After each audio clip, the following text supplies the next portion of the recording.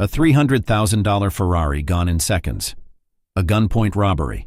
A chase across 4 states. 2 teenagers thought they could outrun the law, but when the stolen supercar hit the radar, police launched an unprecedented pursuit. The quiet suburban street in Cranston, Rhode Island was drenched in moonlight, the stillness broken only by the distant hum of streetlights. It was nearly 3 a.m., and most of the houses stood in peaceful slumber.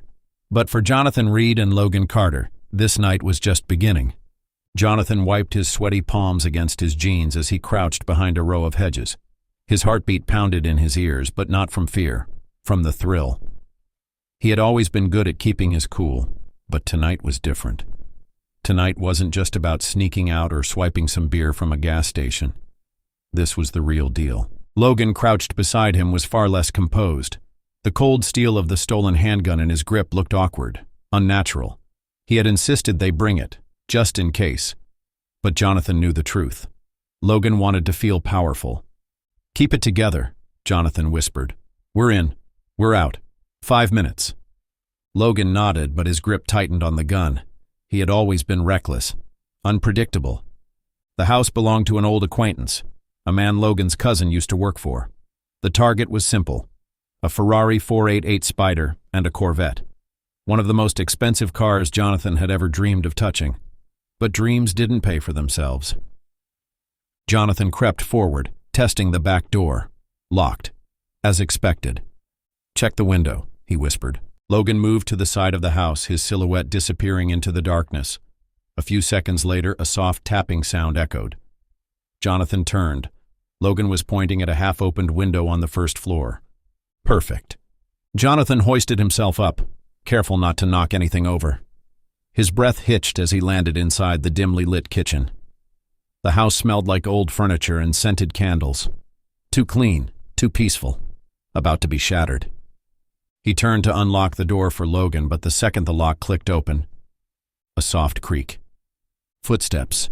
Jonathan barely had time to react before a bedroom door swung open. A groggy man stood in the hallway, blinking in confusion.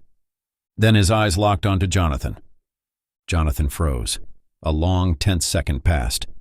Then Logan stepped in behind him, the gun raised. Everything shifted. The man's wife appeared in the hallway, her eyes widening in terror. "What the—" "Shut up," Logan hissed, stepping forward, his voice razor-sharp. Just shut up and give us the damn keys." Jonathan wasn't expecting this. It was supposed to be a clean job. No witnesses, no threats. But now, Logan had made it messy. The husband lifted his hands slowly, his eyes darting toward the nightstand. Jonathan followed his gaze. He was reaching for something. "Don't," Logan snapped. He cocked the gun. Jonathan swallowed hard. "Just the keys," he said, keeping his voice calm, controlled. "Give us the keys and no one gets hurt." The wife whimpered. The husband, pale and shaking, reached into a drawer and pulled out 2 key fobs. Jonathan snatched them, but Logan didn't move. His finger twitched on the trigger. "Logan, we're done here," Jonathan hissed. "Let's go." Logan's jaw clenched, but after a long, painful pause, he lowered the gun. They backed toward the door. You're making a mistake," the husband stammered. Jonathan locked eyes with him. "Maybe." Then they were gone. The car was a beast. The Ferrari 488 Spider roared to life the second Jonathan pressed the ignition. The V8 engine purred, eager to stretch its legs. "This is insane," Logan muttered from the passenger seat, eyes wide. Jonathan grinned. "I know." They peeled out of the driveway, the Ferrari's tires screeching against the pavement. Logan glanced at the second key fob in his hand. "What about the Corvette?" Jonathan kept his eyes on the road. "It's not there. Forget it."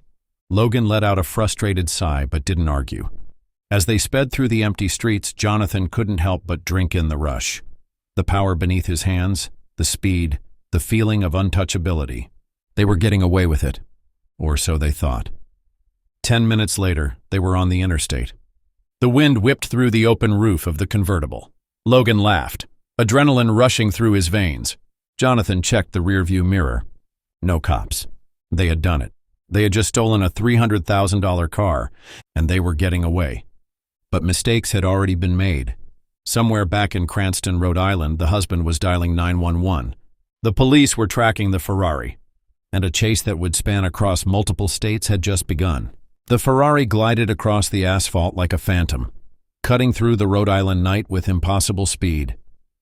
Jonathan's fingers gripped the wheel with a controlled intensity, his heart still hammering from the break-in. He had driven fast cars before, had even taken a few for joyrides, but this was different. This car wasn't borrowed. It wasn't a game. It was stolen. And the second they had peeled out of that driveway, the clock started ticking. In the passenger seat, Logan couldn't stop grinning. His legs bounced up and down, adrenaline coursing through his veins. "Man, we did it," he muttered, almost in disbelief. "We really did it." Jonathan didn't respond. His eyes flicked to the rearview mirror, checking for headlights that didn't belong. The roads were still empty.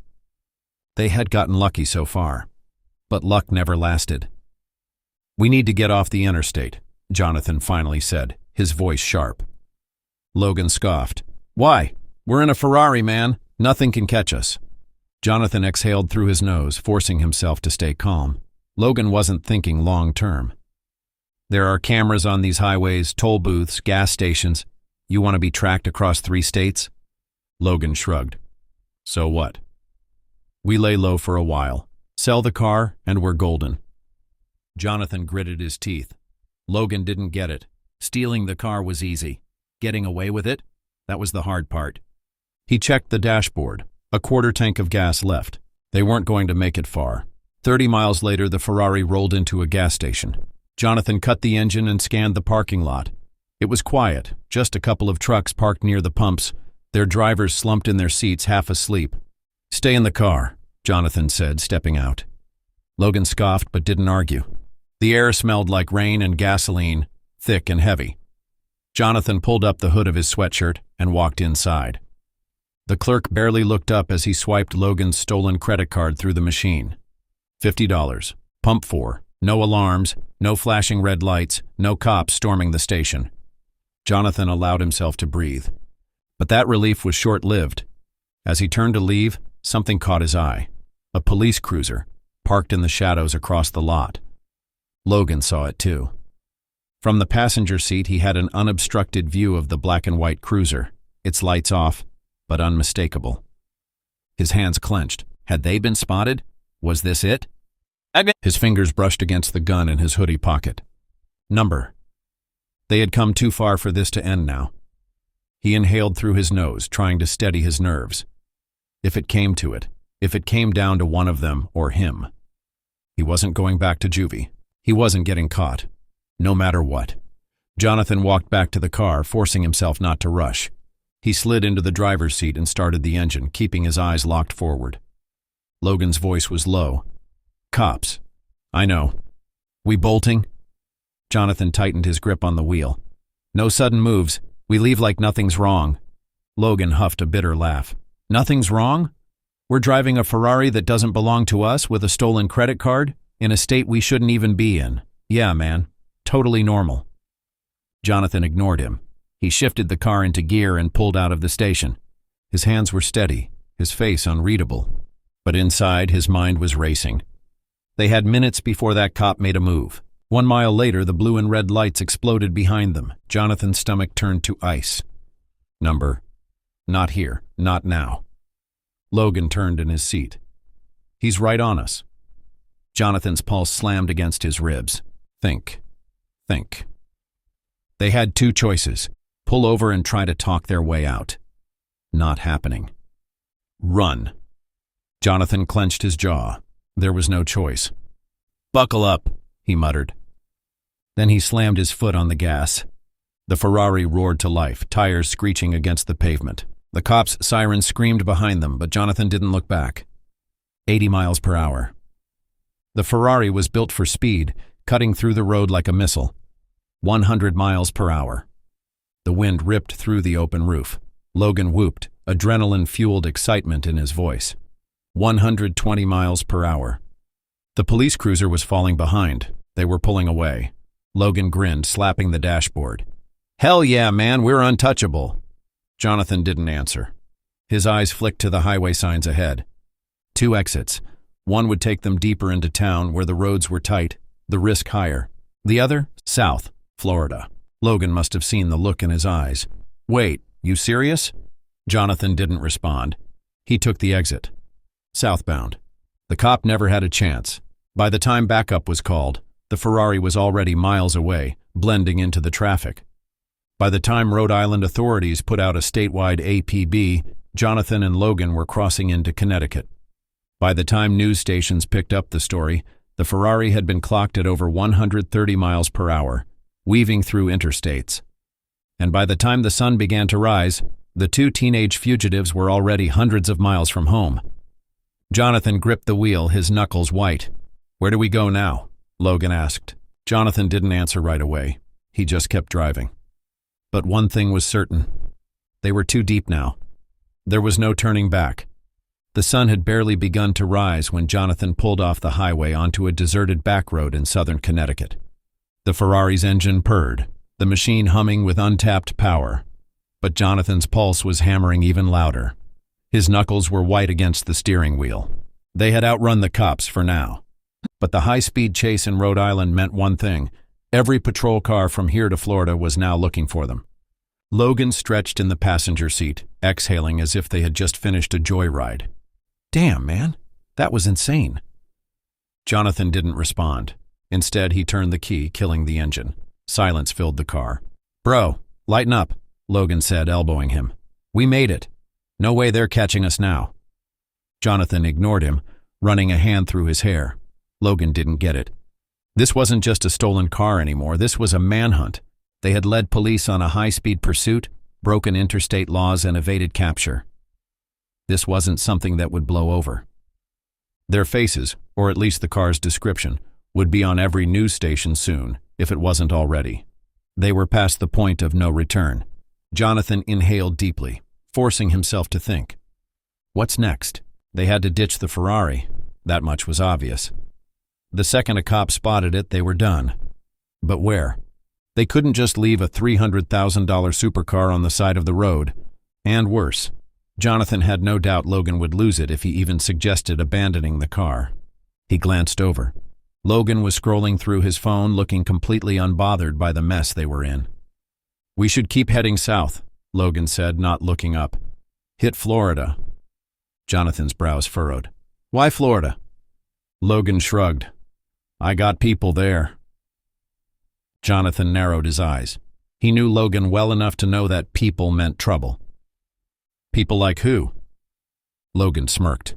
"Don't worry about it. They're cool. They'll help us out." Jonathan wasn't convinced. "We can't keep driving this thing," he muttered, tapping the Ferrari's dashboard. Logan finally looked up, his expression twisting. "Are you serious? We pulled this off and now you want to give it up?" Jonathan clenched his jaw. "We stole this from a rich couple, man. It's hot now. Every cop on the East Coast is looking for it." "So what?" "We keep running." Jonathan exhaled sharply. "That's your plan? Just keep running?" "That's not a plan, Logan. That's suicide." Logan's grin disappeared. For a moment, neither of them spoke. Then, Logan scoffed. "You're getting soft, man." Jonathan didn't take the bait. He just turned the key, starting the Ferrari again. "Let's go." They spent the next 2 hours dodging major highways, keeping to back roads and small towns where cops wouldn't expect them. Jonathan didn't know where they were going. He was just buying time. The plan would come later. At a stoplight in New Jersey, Logan tapped his fingers against the dashboard. "I still don't get why you're so paranoid," he muttered. "It's not like they know who we are." Jonathan frowned. "Are you serious?" Logan shrugged. "They got the plates. The second they find out who owns this car, the owners are giving them everything. Security footage, descriptions. They'll put two and two together." Logan's smirk faltered. Jonathan nodded, seeing the realization dawn in his friend's eyes. "Yeah," Jonathan said. "We're not in the clear. We're being hunted." They pulled into a truck stop just outside Philadelphia, parking behind a row of semi-trailers. Jonathan turned off the engine, exhaling slowly. Logan pulled out his phone. "I'm calling my guy in Florida." Jonathan didn't argue this time. He just sat back, staring through the windshield. His mind was racing. They had to disappear. Ditching the Ferrari wasn't enough anymore. They needed a way to vanish completely. If they kept moving, cops would eventually catch up. They needed a safe house, a hiding spot. Logan hung up. "We're good." Jonathan glanced over. "Yeah?" Logan grinned. "He's got a place we can lay low for a while." Jonathan narrowed his eyes. Logan never mentioned a name, just he. Jonathan didn't like it, but what choice did they have? They stopped at a Circle K in Maryland to refuel. Jonathan stayed in the car this time. Logan swaggered inside, using the same stolen card he had used before. Jonathan watched him from the driver's seat, his fingers tapping anxiously against the steering wheel. Something about this felt off. Then, the gas station clerk glanced out the window, looking directly at the Ferrari. Jonathan froze. The man turned back to Logan, said something. Logan laughed it off. Then the man reached for his phone. Jonathan's stomach dropped. He's calling the cops. The second Logan stepped out of the store, Jonathan grabbed his wrist. "You used the same card?" Jonathan hissed. Logan frowned. "Yeah, so?" Jonathan's eyes blazed. "That guy just called the cops." Logan's expression darkened. "So we leave." Jonathan didn't need convincing. He threw the Ferrari into gear and gunned it out of the lot. 10 minutes later, red and blue lights flooded the road behind them. Jonathan gritted his teeth. They had been made. The police cruiser closed the distance fast, sirens wailing through the early morning air. Jonathan's knuckles went white. Logan grinned. "Time to show them what this thing can really do." Jonathan didn't hesitate. He floored it. 120 miles per hour. 140 miles per hour. The Ferrari roared, the city lights blurring into streaks of neon as they weaved through traffic. The police cruiser couldn't keep up. They were pulling away. But then, up ahead, a roadblock. Jonathan's heart stopped. 2 more police cruisers blocked the highway. No way through. No way around. Logan's grin vanished. "Bro, what do we do?" Jonathan's mind raced. They were trapped. And for the first time, he realized something terrifying. They weren't going to outrun this forever. Sooner or later, this was going to end. The Ferrari's engine screamed as Jonathan slammed the brakes, his chest lurching forward against the seatbelt. The roadblock loomed ahead, 2 police cruisers parked diagonally across all lanes, their red and blue lights flashing against the dark asphalt. Officers stood behind their cars, hands resting on their holsters, waiting. Logan's voice cut through the tension. "Punch it! There's a gap on the left." Jonathan's fingers tightened around the wheel. His mind was spinning. The gap wasn't wide enough. Not at this speed. If he miscalculated by even an inch, they'd crash at 150 miles per hour. That wasn't an escape. That was suicide. His eyes darted to the shoulder, scanning for an opening. Too many guardrails. A dead end. A trap. They were boxed in. And then, another set of headlights appeared in the rearview mirror. Another police unit. They weren't just out of options. They were surrounded. Jonathan's heart pounded as he gritted his teeth. The Ferrari idled, the powerful engine growling beneath the hood. The officers in front of them didn't move, but Jonathan saw their hands hovering near their holsters. Waiting. Ready. Through the windshield, one of the officers raised a megaphone. "Turn off the engine. Put your hands where we can see them." Logan's breathing was fast and erratic beside him. "Bro, we can still make a move." "No." Jonathan's voice was flat. Logan froze. Jonathan's mind was racing, but one thing was clear. If they ran now, it wouldn't be a chase anymore. It would be a shootout. A stupid, pointless, unwinnable shootout. And Jonathan wasn't about to die for a stolen car. He reached for the gear shift. "I'm stopping." But Logan's hand shot out, grabbing his wrist. "What the hell are you doing?" Jonathan met his eyes. They were wild, desperate. "I'm not getting shot over this," Jonathan said. But Logan wasn't listening. He was breathing fast, his eyes darting between the cops and the dashboard. He was thinking of running. Jonathan knew that look, and he knew what would happen if Logan made a move. The officer with the megaphone repeated his demand. "Turn off the engine. Hands up." Jonathan reached for the key. But Logan moved first. Before Jonathan could react, Logan's hand lunged toward the gear shift and threw it into reverse. Jonathan's foot slammed onto the brake, but it was too late.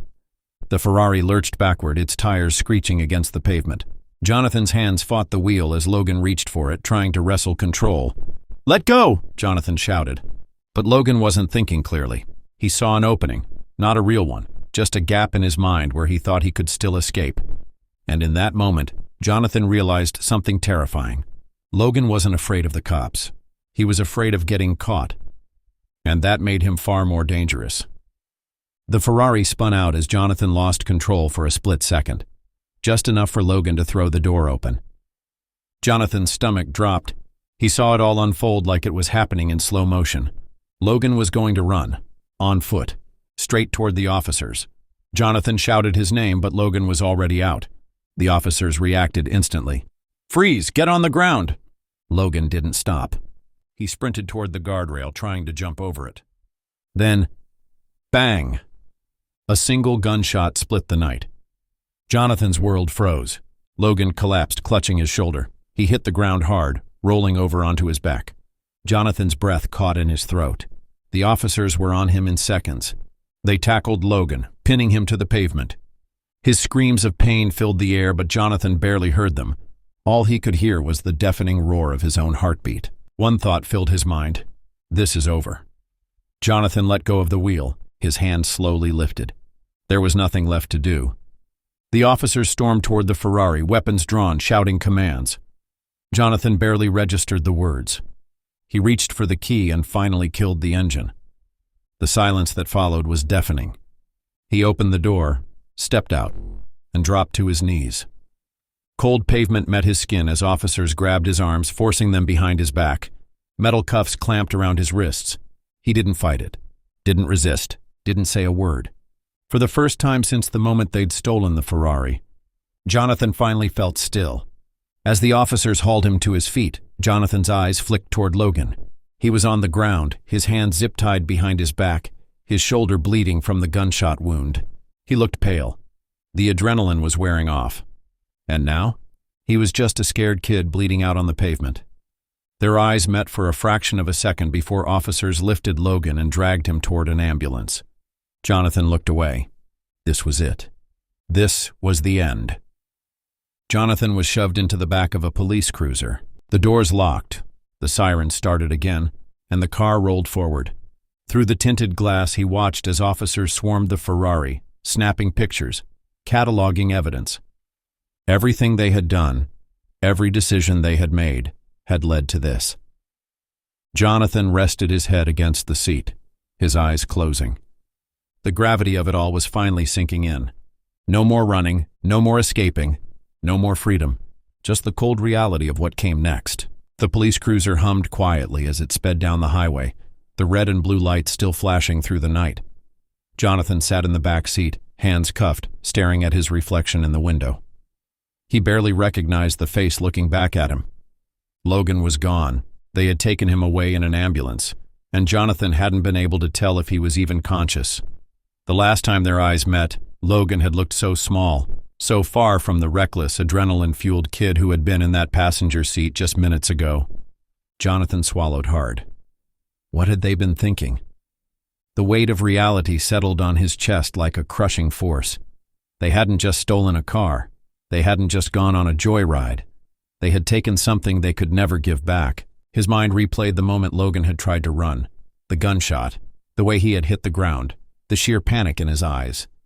Jonathan squeezed his eyes shut, pressing his head against the cool glass. He had let this go too far. And now, it was over. The police station was sterile and cold. Fluorescent lights buzzed overhead as Jonathan was led inside, his wrists still tightly bound behind him. Officers moved around the station, their voices a low hum of radio chatter and paperwork shuffling. A desk sergeant barely looked up as Jonathan was marched to the booking counter. "Name?" the officer behind the desk asked. Jonathan hesitated. The officer gave him an impatient look. "Name." Jonathan exhaled through his nose. "Jonathan Myers." The officer typed it in. The clicking of the keyboard felt like nails being driven into his coffin. "Age? 17. That made the officer pause. His eyes flicked up for the first time. "You're a minor?" Jonathan nodded. He wasn't sure if that made things better or worse. The officer didn't say anything, just continued typing. Jonathan was fingerprinted, patted down, and had his mugshot taken. The camera flash was blinding, and when the image appeared on the screen, he barely recognized himself. He looked tired, drained, defeated. Then came the holding cell. The officer unlocked a heavy steel door and motioned for Jonathan to step inside. The cold, lifeless walls surrounded him as the door clanked shut behind him. For the first time since this all started, Jonathan was alone. The small bench along the wall was hard and unforgiving. Jonathan sat down slowly, running his hands over his face. The silence was deafening. For so long his life had been filled with noise. The roar of the Ferrari's engine, the rush of air as they sped down the highway, the blaring sirens. Now, nothing. His mind wandered back to his parents. Did they even know yet? They would. Soon they'd get the call. Soon they'd know what their son had done. The thought made his stomach churn. He had been reckless before, gotten into fights, skipped school, made mistakes. But this was different. This was criminal. He couldn't even begin to imagine what his mom's reaction would be, or his dad's. Would they even come? Hours passed. Jonathan didn't sleep. His body was exhausted, but his mind wouldn't stop replaying every bad decision, every wrong turn.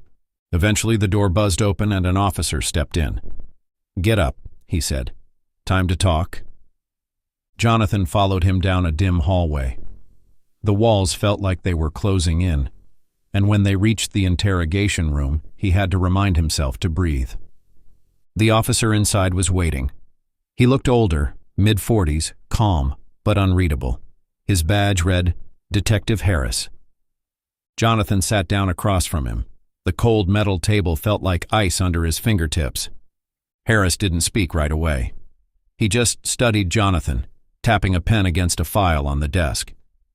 "You want to tell me what happened tonight?" Harris finally asked. Jonathan swallowed. His throat was dry. "What's the point?" he muttered. "You already know." The detective tilted his head slightly. "I want to hear it from you." Jonathan stared at the table. He didn't know where to start. Then Harris flipped open the file. "You were driving the Ferrari, right?" Jonathan hesitated. He knew the truth. But saying it out loud made it real. He forced himself to nod. Harris sighed, rubbing his forehead. "All right. Here's what we have. You and Logan Taylor broke into a house in Rhode Island, stole the car keys at gunpoint, and took the Ferrari." "It wasn't my idea," Jonathan cut in, his voice barely above a whisper. Harris looked up. Jonathan clenched his fists. "I didn't break in. I didn't hold the gun. I just—" He stopped. The detective waited. Jonathan exhaled. "I just drove." Harris nodded slowly, as if piecing things together. "So Logan was the one with the gun?" Jonathan hesitated. His chest tightened. Throwing Logan under the bus felt wrong. But was protecting him really worth it now? Jonathan looked up, his voice quiet but firm. "Yes." The conversation lasted an hour. By the time Harris closed the file, Jonathan knew exactly how bad this was. Grand theft auto, reckless driving, fleeing law enforcement, resisting arrest, and that was just in Florida. Rhode Island? That was worse. Armed robbery, breaking and entering, assault with a deadly weapon, and Logan's charges were even worse. Harris sighed, standing up. "You're looking at serious time, kid." Jonathan already knew that, but hearing it from someone else? It hit like a freight train. The officer led him back to the holding cell. The metal door clanked shut behind him. Jonathan sat back down, his head in his hands. This wasn't a bad dream. It was real. And for the first time since he stole that Ferrari, Jonathan wasn't thinking about running. He was thinking about what came next. Jonathan sat alone in the holding cell, the weight of his future pressing down on him like a suffocating force. The cold concrete walls, the flickering fluorescent light overhead, and the distant murmurs of officers outside. All of it felt like a slow, torturous reminder that his life would never be the same. His mind was a whirlwind of regret, fear, and uncertainty. What was Logan doing right now? Was he even awake yet?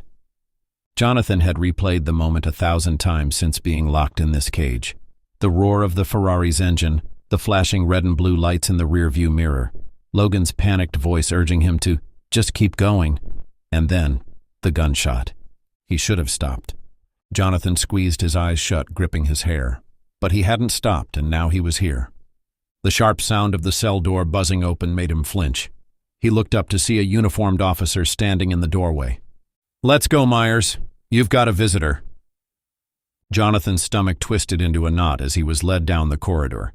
He already knew who was waiting for him, and he wasn't ready. As soon as he entered the visitation room, he saw them, his parents. His mother was perched on the edge of her chair, hands clasped together so tightly her knuckles had turned white. Her face was streaked with dried tears, her usually neat hair a disheveled mess. She looked at him like she couldn't believe this was real. His father, on the other hand, sat rigidly beside her, jaw clenched, fists resting on his knees. His expression was unreadable, but his eyes burned with something Jonathan had never seen before: disappointment. The door shut behind him with a loud clang. Jonathan hesitated, then slowly took a seat across from them. For a long moment, no one spoke. His mother broke the silence first, her voice trembling. "Jonathan." Jonathan couldn't meet her eyes. He couldn't. "What were you thinking?" she whispered, shaking her head. "What? How? Why?" Jonathan swallowed, his throat dry as sandpaper. "I don't know," he muttered, but even he didn't believe it. "You don't know?" His father's voice was sharp, cutting through the air like a blade. "You stole a car, ran from the police at over 130 miles per hour, put your life and everyone else's in danger, and you don't know why." Jonathan flinched. His mother wiped at her eyes. "We thought you were dead when we got the call, Jonathan." Her voice cracked. "And Logan, his parents still don't even know if he's going to make it." Jonathan's chest tightened. He wanted to say something. He wanted to tell them he was sorry. He wanted to go back and undo everything. But none of that mattered now. His father leaned forward, his voice dangerously low. "Do you have any idea what's about to happen to you?" Jonathan hesitated. "Your public defender is meeting with the prosecutor tomorrow," his father continued. "And if Rhode Island presses charges, you're not just looking at time and juvenile detention. You could be tried as an adult." Jonathan's heart stopped. Tried as an adult? That meant real prison. That meant years. Decades gone. Panic gripped his chest. His mother seemed to sense it and reached for his hands, gripping them tightly. "Jonathan, listen to me," she pleaded. "This is serious. This isn't like when you got caught skipping school or when you got in that fight last year. This is different." Jonathan clenched his jaw. He knew. He knew. His father inhaled deeply before speaking again. "We're hiring a lawyer, a real one, someone who can negotiate a deal." Jonathan's eyebrows furrowed. "A deal?" His father nodded grimly. "You're going to have to plead guilty, Jonathan. There's no other option." Jonathan's stomach churned. Guilty. It wasn't like he had expected to walk free, but hearing it still made him feel like the walls were closing in. "But," he hesitated, "if I plead guilty, what happens then?" His father's expression hardened. "That depends on Rhode Island." Later that night, back in his cell, Jonathan lay awake staring at the ceiling. The plea deal. If he took it, he'd spend at least a year in juvenile detention. Possibly more. After that, he'd be on probation for who knows how long. But at least that was better than being tried as an adult. Still, he couldn't shake the feeling that Logan wasn't going to get the same deal. Logan had been the one with the gun. Logan had been the one who escalated things. But Logan had also trusted Jonathan to drive. And Jonathan had kept going. He closed his eyes. Was he really the victim here? He wasn't. The moment he stepped into that car, he had made a choice. And now, he had another one to make. The next morning, Jonathan was led into a small meeting room where a gray-haired attorney sat across from him, flipping through a file. His parents sat beside him, silent but tense. The lawyer introduced himself. "I'm Mark Weston. Your parents hired me to represent you." Jonathan nodded stiffly. Weston set the file down. "The prosecution has made an offer." Jonathan braced himself. "If you plead guilty to grand theft auto and reckless endangerment, they'll drop the evading police charge. That means 9 months in juvenile detention, followed by 2 years of supervised probation. Jonathan's breath caught in his throat. And Rhode Island? He asked quietly. Weston sighed. That's the problem. Jonathan's heartbeat quickened. They're not sure if they want to press charges yet, Weston explained. But if they do, the plea deal won't matter. You'll be extradited to face trial there. Jonathan's fingers dug into his knees. If they charge you as an adult, Weston continued, you're looking at up to 15 years in prison. Jonathan's mind spun. 15 years. He'd be in his 30s by the time he got out. Everything, his life, his future, gone. His mother wiped at her eyes again. His father was stone-faced. Weston leaned forward. The best thing you can do right now is cooperate. If you show remorse, if you work with them, we might be able to convince Rhode Island to settle. Jonathan stared at the table. This was it, the end of the road. He wasn't going to outrun this. No more chases, no more excuses. It was time to face the consequences.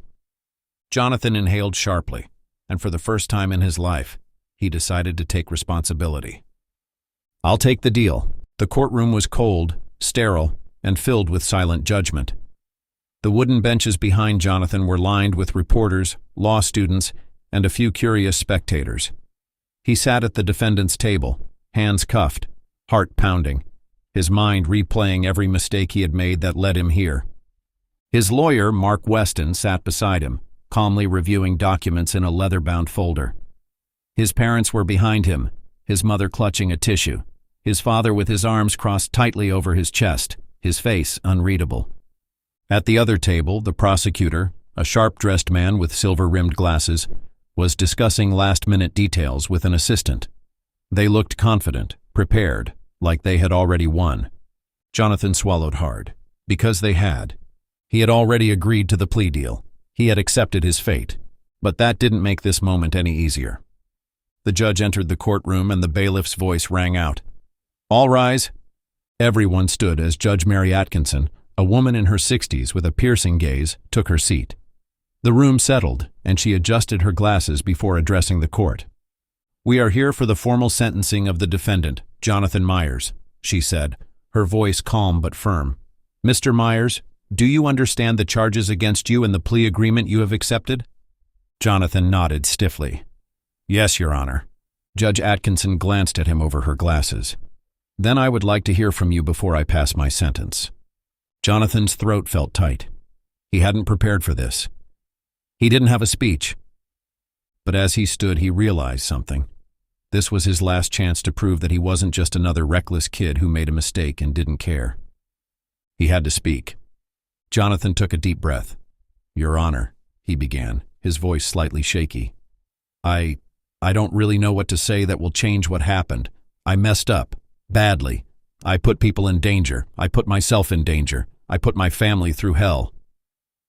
He turned slightly toward his parents. His mother's eyes were red and swollen. His father remained expressionless. I don't expect anyone to forgive me, Jonathan continued, but I want you to know that I understand what I did, and I know that no excuse will ever be good enough. I was reckless, I was selfish, and I have to live with that. Judge Atkinson studied him for a long moment. Then she spoke.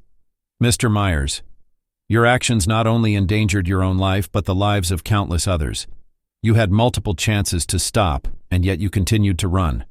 The only reason we are not discussing more severe sentencing is that you agreed to plead guilty and showed remorse.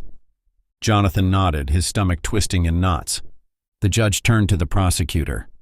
Does the state have anything to add? The prosecutor adjusted his tie and stood. Your Honor, while we acknowledge the defendant's cooperation, we must also recognize the severity of his actions.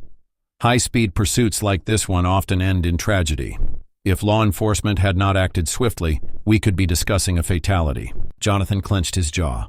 He knew that.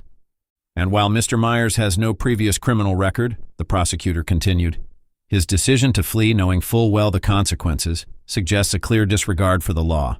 The state believes the recommended sentencing is fair. Judge Atkinson nodded before turning back to Jonathan. Anything else you would like to say, Mr. Myers? Jonathan hesitated. Then, for the first time, he allowed himself to ask the question he had been avoiding since his arrest. What about Logan? A flicker of surprise crossed the judge's face. The prosecutor adjusted his notes. Weston, his lawyer, leaned over and whispered, "Don't ask about him." Not now. But it was too late. Judge Atkinson sighed. Mr. Caldwell, Logan, is facing far more serious charges in Rhode Island. Charges that could result in a lengthy prison sentence. His trial is still pending. Jonathan's stomach dropped. He had known Logan was in trouble. But prison. For how long? "Does that answer your question, Mr. Myers?" the judge asked. Jonathan swallowed hard. "Yes, Your Honor." Judge Atkinson studied him one last time before reaching for her gavel. "Jonathan Myers, based on your plea agreement and the charges against you, the court hereby sentences you to 9 months in juvenile detention, followed by 2 years of supervised probation. You will also be required to complete 200 hours of community service and attend a court-mandated driver safety program." The gavel struck wood. It was over. Jonathan sat down feeling drained, empty. His mother began to cry softly. His father remained quiet. His fate was sealed. And yet, despite everything, Jonathan couldn't help but feel like he had gotten off too easy. Because while he would eventually walk free, Logan might not. After the sentencing, Jonathan was allowed a brief moment with his parents before he was transported to juvenile detention. His mother immediately pulled him into a tight hug. "I love you, Jonathan," she whispered, "no matter what." Jonathan closed his eyes, fighting back the emotion. "I love you too, Mom." When she pulled away, his father stood still, arms crossed. But after a long silence, he finally spoke. "You made your bed, son," he said, voice low. "Now you've got to lie in it." Jonathan's chest tightened. But then his father exhaled, shaking his head. "But I'll be here when you get out." Jonathan nodded. "I'll do better," he promised. His father didn't answer. He just patted his shoulder before stepping back. Then, just like that, Jonathan was led away. Juvenile detention was exactly what Jonathan had expected. Tough, isolating, and suffocating. But it was also exactly what he needed. He kept to himself at first, avoiding fights, keeping his head down. But eventually he found a purpose. He started working in the facility's auto shop, fixing up old cars, learning the trade. The work gave him something to focus on, something to build. And one day, while flipping through an old car magazine in his bunk, he realized something. He didn't want to waste his life anymore.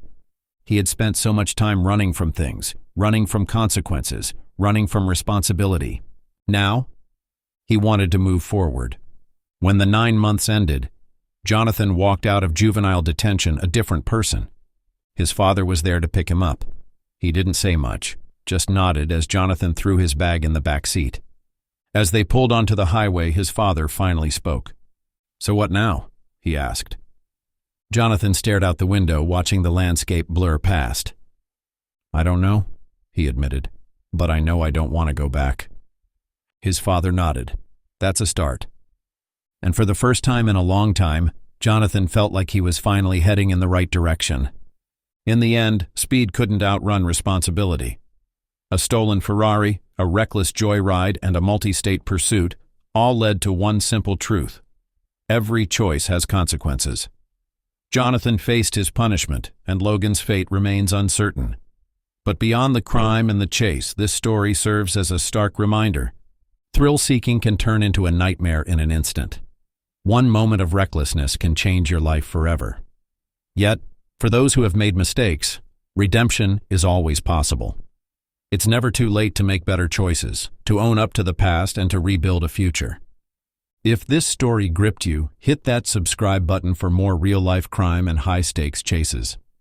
Leave a comment below. What would you do in their situation?